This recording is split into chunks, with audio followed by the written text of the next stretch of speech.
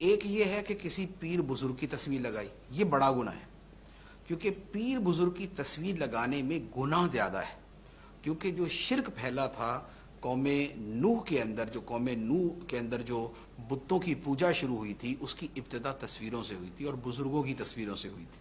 تو بزرگوں کی تصویریں لگانے میں چونکہ فساد عقیدہ کا اندیشہ ہے، لہذا اس کی قباحت جو ہے وہ بڑھ جاتی ہے۔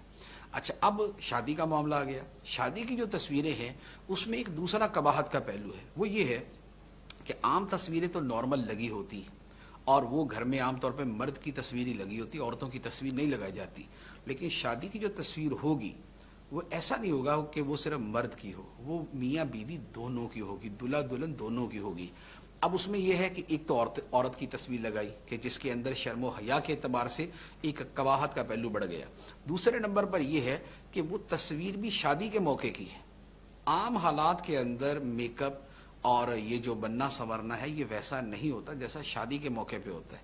اب اگر اس موقع کی تصویر ہے تو اب اس میں جو اس کو جو ہے اس کا میک اپ اور یہ وہ چیزیں ہیں تو یہ شرم و حیا کے مزید خلاف ہو جاتی ہیں اس طرح کی تصویر لگانا۔ اور جو پرنٹ تصویر ہے تو اس کے بارے میں علماء کا فیصلہ یہی ہے اور احادیث مبارکہ میں یہی بیان کیا گیا کہ تصویر بنانا، بنوانا اور اعزاز کے ساتھ اسے لگانا یہ سب حرام ہے۔ اس گھر میں فرشتے نہیں داخل ہوتے، رحمت کے فرشتے داخل نہیں ہوتے جس گھر میں تصویر لگی ہو، ٹھیک۔ تو لہذا جو پرنٹڈ تصویر ہے اس کے بارے میں یہ حکم ہے۔